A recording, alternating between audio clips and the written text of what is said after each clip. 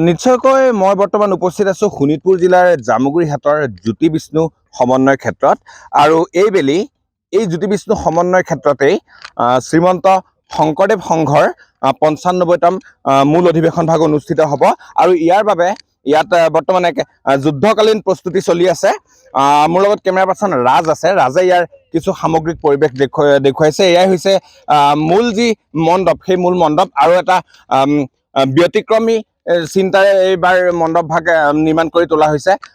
বিগত বছৰসমূহত এই মণ্ডপত তিৰপাল আদিৰে মণ্ডপ নিৰ্মাণ কৰিছিলে, কিন্তু এইবাৰ থলুৱা সামগ্ৰী যেনে চোৱা গছ, খেৰ আদিৰে এই মণ্ডপ নিৰ্মাণ কৰিছে। এই মণ্ডপৰ উপৰিও ইতিমধ্যে প্ৰায় ৮০% কাম সমাপ্ত হৈছে। শিবিৰসমূহ বনাই আছে আৰু লগতে যি অস্থায়ী নামঘৰ, সেই অস্থায়ী নামঘৰো ইতিমধ্যে গঢ়ি তোলা হৈছে। মোৰ লগত উদযাপন সমিতিৰ মানুহ আছে, তেখেতসকলৰ ওচৰলৈ যাম, এই বিষয়ে কিছু কথা জানিবলৈ চেষ্টা কৰিম।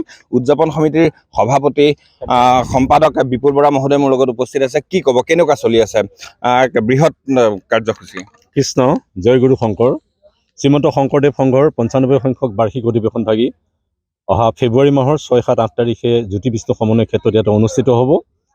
এই অধিৱেশনত আমি আশা কৰিছোঁ যে গোটেই অসমৰ নহয়, উত্তৰ পূৰ্বাঞ্চলৰ লক্ষ লক্ষ ভকতৰ ইয়াত সমাগম হ'ব। আমাৰ ইয়াত যিহেতু এটা মধ্যস্থল, মধ্য অসম পৰে, আৰু যাতায়াতৰ সকলো ফালৰ এটা সুবিধা আছে। আমাৰ ট্ৰেইন ষ্টেচনৰ পৰা মাত্ৰ ১ কিলোমিটাৰ ৱাকিং ডিষ্টেঞ্চত আহিলে আমাৰ অধিৱেশন থলী পাব। আমি সেইভাৱে ভাবিছোঁ যে আমাৰ ভকতৰ সংখ্যা যথেষ্ট বৃদ্ধি পাব। ইতিমধ্যে আমাৰ নিৰ্মাণ কৰ্মসমূহ চলি আছে। আপোনালোকে দেখিছে আমাৰ এই বিশাল মণ্ডপ ভাগ সম্পূৰ্ণ থলুৱা সামগ্ৰীয়ে আমি মণ্ডপ ভাগ নিৰ্মাণ কৰাৰ পৰিকল্পনা কৰিছিলোঁ। আমাৰ শ্ৰদ্ধাৰ নৰদুৱাৰ সমষ্টিৰ বিধায়ক পদ্ম হাজৰিকাদেৱৰ লগত আমি যেতিয়া প্ৰথম আলোচনা কৰিছিলোঁ, তেখেতে তেতিয়া আমাক পৰামৰ্শ দিছিল যে আমি এই কামটো আমি খেৰ বাঁহেৰে কৰোঁ। আৰু সেই উদ্দেশ্য আগত ৰাখি আমি কন্যাকা কৃষি পামত যোৱা বছৰ আমাৰ জিলাৰ ৰাইবাসকলে গৈ খেৰ কাটি সঁচ দিলে, এইবাৰো কৰিলে।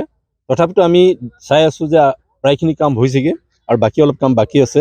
আমাৰ নামঘৰ ভাগ ইতিমধ্যে সম্পূৰ্ণ হৈছেগৈ। অহা ১৭ জানুৱাৰী তাৰিখে যিহেতু শিল্পী দিৱস, আমাৰ ঠাইখনৰ নামো, আমি ক্ষেত্ৰখনৰ নামো দিছোঁ আমি জ্যোতি বিষ্ণু সমন্বয় ক্ষেত্ৰ।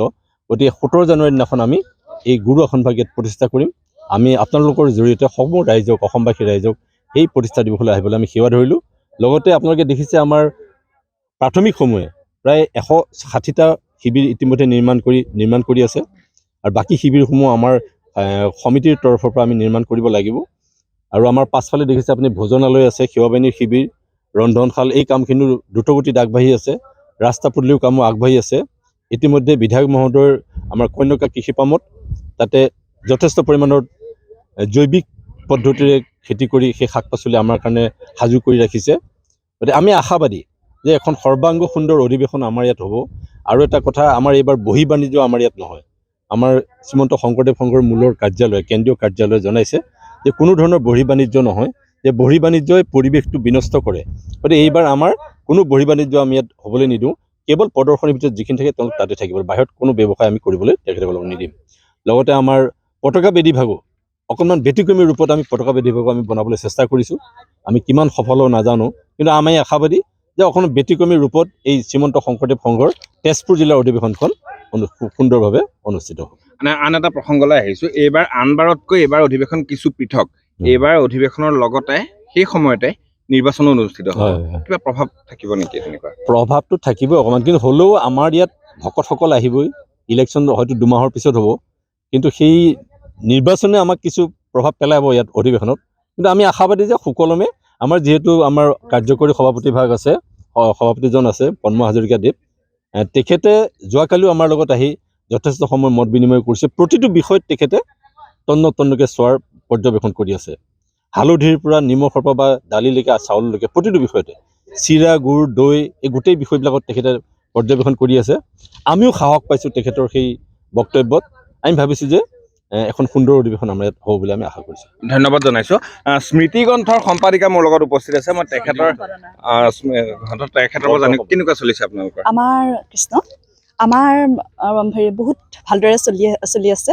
আমাৰ স্মৃতিগ্ৰন্থখনৰ কামো যথেষ্ট আগবাঢ়িছে। ইয়াৰ লগতে আমি স্মৃতিগ্ৰন্থৰ লগতে গৱেষণামূলক এখন গ্ৰন্থ প্ৰকাশৰ আমি ব্যৱস্থা কৰিছোঁ। সেয়া হৈছে ভক্তি ৰত্নাকৰ আৰু ভক্তি ৰত্নাৱলী বিশেষ আৰু ভক্তি ভাৱন নামেৰে।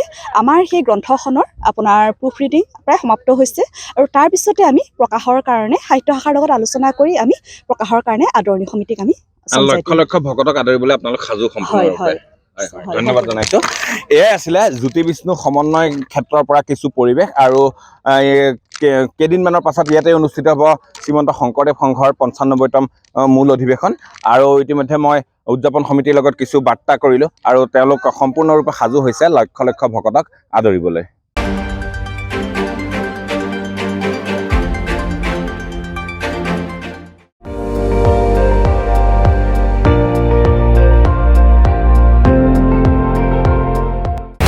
আপুনি চাই আছে ND24, সৰ্বশ্ৰেষ্ঠ নহয় সৰ্বোত্তমৰ দৌৰত।